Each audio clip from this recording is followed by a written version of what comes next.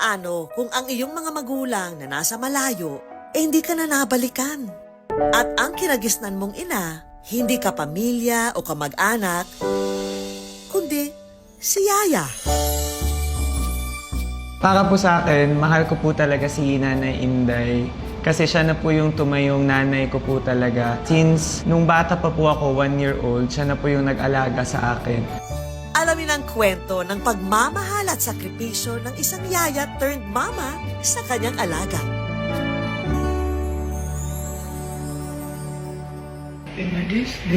Oo, salamat lang. Ang 32 taong gulang na si Dennis, iflinek sa social media ang kanyang yaya Inday na kasama na niya sa loob ng 3 dekada. Pagsugod na ko, nagkuan siya, nag-alaga ko sa iya. Ako ang nag-atiman sa iya, magtimblang didi, magluto siyang pagkaon, hantod nag-school siya. Wala na raw sa bokabularyo nilang dalawa ang salitang yaya. Ang turing daw kasi nila sa isa't isa, parang tunay na mag-ina. Marami tuloy ang naiyak at relate na relate. I cried reading these, my eyes. Sobrang nakaka-touch. Mama Inday, pray ko maging masaya ka palagi at maging malusog. Maaga raw nawalay noon si Dennis sa kanyang tunay na ina. Yung biological mom ko po, umalis po siya, nag-abroad siya para po mataguyod yung family namin. Ang kanya namang ama, nasa malayo rin. Nung lumaki po ako, yung tatay ko po nag-aral din siya bilang pulis. So hindi ko din po siya masyadong nakakasama.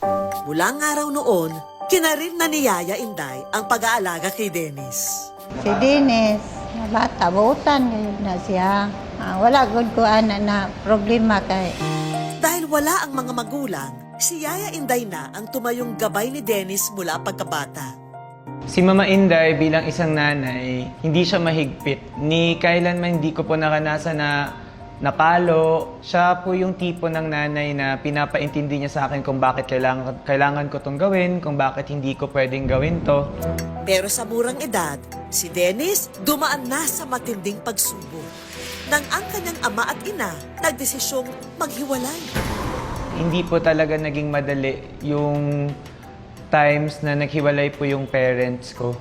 Kasi nung naghiwalay po sila, parang pakiramdam ko po, saan po ako pupunta? Kasi yung nanay ko po may sariling pamilya, yung tatay ko po may sarili na din pong family. Dahil sa hiwalayan, ang pangangalaga raw sa kanilang anak napunta sa lolo ng bata. Lahat po ng pagkukulang sa buhay ko, na pagmamahal mula po sa parents ko, napuna naman po lahat ng ni Nanay Inday at saka ng lolo ko. Pero minsan pa raw nagbiro ang tadhana sa buhay nila.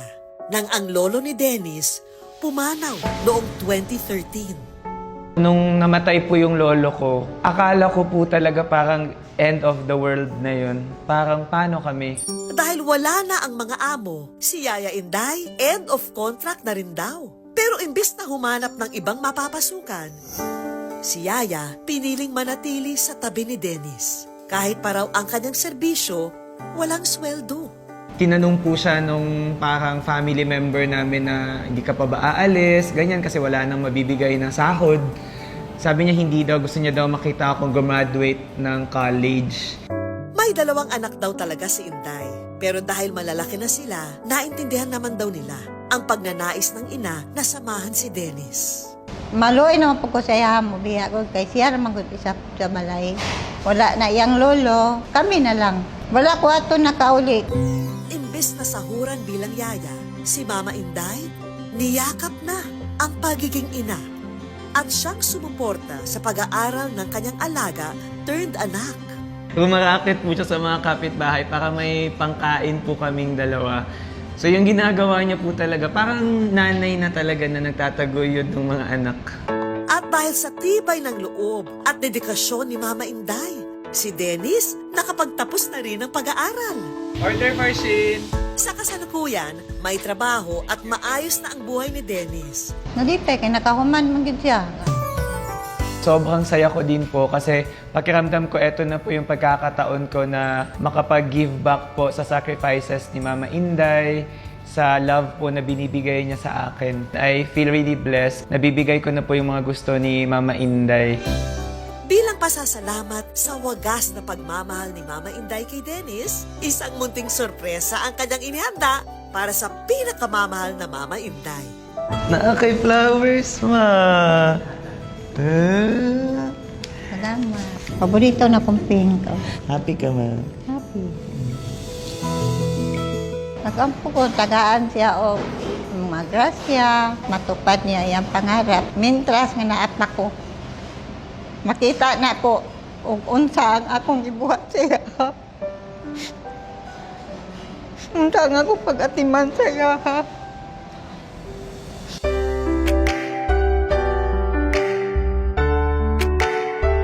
Basta kaya pa nako siya nga makita nako ang iyang gibuhaton nga naa makakita ko sa iyang work niya. Magsilbi lang gyapon ko sa ila. Ma, I hope na kahit sa dami ng pinagdaanan natin, ngayon na nakaluwag-luwag na tayo, I hope you're happy and proud ka sa akin. And promise ko sa'yo na kahit anong mangyari, hindi kita iiwan kasi hindi mo din talaga ako iniwan. Ika nga, sa buhay, hindi mo mapipili ang iyong magulang. Pero ang taong nagmamahal at nagmamalasakit, kusa kang pipiliin at habang buhay, mananatili.